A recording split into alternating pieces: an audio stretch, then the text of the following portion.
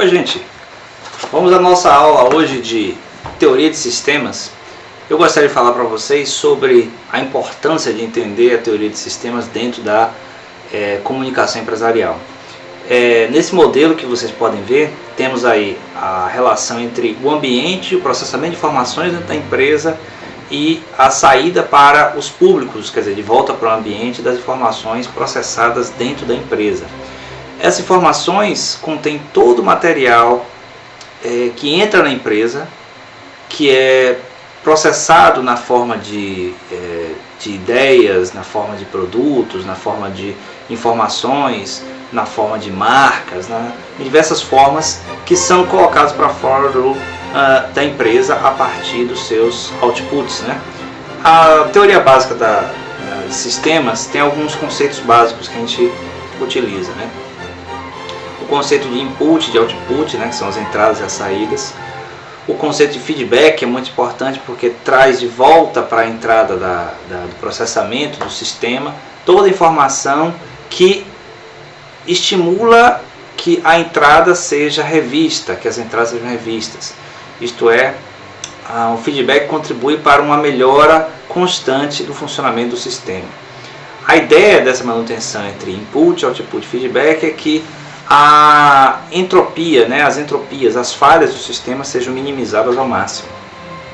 O conceito de entropia está ligado à eletrônica e à termodinâmica e é um conceito muito importante para a teoria de sistemas porque ele é a partir dele que se corrigem todas as falhas. Se você conhece o conceito de entropia, você pode estar pronto para corrigir todas as falhas que aparecem no sistema. A manutenção da entropia, das entropias que aparecem, especialmente a partir do feedback dentro do sistema, processamento do sistema, é que vai levar ao sistema ficar em equilíbrio. Esse equilíbrio é o que é chamado na teoria termodinâmica, na teoria de sistemas, de homeostase. O conceito de homeostase é extremamente importante para a condução dos negócios de uma empresa. Porque, veja só, sem o equilíbrio, sem a homeostase, sem todos os departamentos estarem em equilíbrio, sem a relação de equilíbrio entre a empresa e o ambiente, e os públicos diversos, não há possibilidade da empresa conseguir prosperar. Ela funciona, mas funciona tão precariamente que tende a desaparecer pelo excesso de entropias. Então a relação entre homeostase, que é equilíbrio, e entropia, que são falhas, é direta. Quanto mais há um, menos há o outro. Então, mais falhas, mais entropia, menos homeostase, menos equilíbrio. Mais equilíbrio, mais homeostase, menos falhas, menos entropia. Sem essa estratégia de constante aprendizado, de retroalimentação do sistema, a empresa tende a se fechar em si mesma e desaparecer dos mercados. Para introduzir o tema da comunicação empresarial em si, vamos começar do nosso modelo básico de comunicação, para que nós possamos a partir daí entender por que a comunicação empresarial tem tantas diferenças, tantas coisas específicas e que ela, se não for bem tratada, bem cuidada dentro da empresa, vai levar a empresa ao seu, se não desaparecimento, à sua precariedade de funcionamento. Então nós temos o modelo emissor, mensagem, receptor. A mensagem passando por meios ou canais, e produzindo ruídos, que são constantes da mensagem. Faz parte do processo de comunicação, como nós já vimos. A codificação é a transmissão da mensagem pelo emissor, de maneira que possa ser decodificada pelo receptor, que também nós já sabemos. O que é que diferencia isso no ambiente empresarial? Na empresa, ela é o emissor de mensagens constantemente, como diz o nosso colega aqui, Juarez Bahia. Ele mesmo diz, a empresa é um produtor de informações o tempo inteiro, querendo ou não. Então, ela emite mensagens. Essa mensagem que é emitida leva uma imagem que é projetada pela empresa. Só que essa imagem projetada nem sempre é a imagem percebida pelo receptor, que são os públicos. Então, a base mensagem, meio, canal, ruído se mantém, porque são através desses processos que a mensagem, que é a imagem da empresa, é transmitida para os públicos, que são os receptores. Por que é essa diferença entre imagem projetada e imagem percebida? Porque é a natureza da comunicação. no caso da comunicação empresarial, os efeitos são maiores, porque a depender do tipo de imagem que é percebida pelo público, pelos públicos, a empresa pode caminhar para frente ou estagnar ou mesmo desaparecer.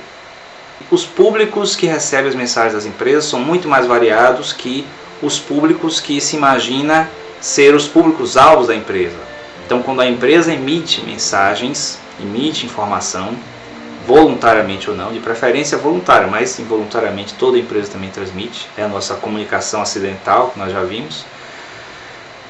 Ela transmite mensagens que às vezes são interpretadas ou mal interpretadas, né, por diversos públicos. Então, a empresa está sempre falando para os públicos governamentais, está falando para os públicos da sociedade civil, está falando para as entidades de classe, está falando para os estudantes, está falando para as donas de casa, está falando para os países estrangeiros, está falando também para os concorrentes, está falando para os seus fornecedores, está falando para o seu público interno. Todas essas pessoas compõem os públicos que recebem as mensagens produzidas pela empresa.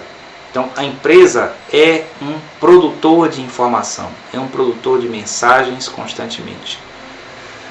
Esses públicos reagem das maneiras mais variadas.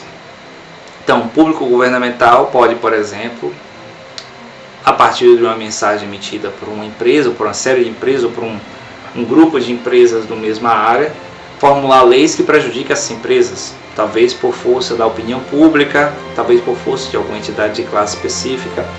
Todas são ações que dependem de técnicas de comunicação complexas, né? Existem ferramentas para isso, existem profissionais especializados para isso. Todas essas ferramentas são utilizadas para a manutenção da imagem projetada pela empresa, que nem sempre, novamente, é apercebida.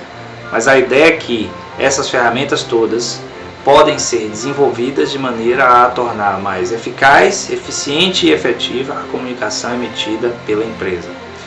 Segundo Roger Carren, a comunicação empresarial é uma atividade sistêmica, por isso nós aprendemos com tanto empenho a teoria de sistemas, de caráter estratégico, ligada aos altos escalões da empresa e que tem o objetivo de criar, manter ou transformar a imagem da empresa para os seus públicos prioritários.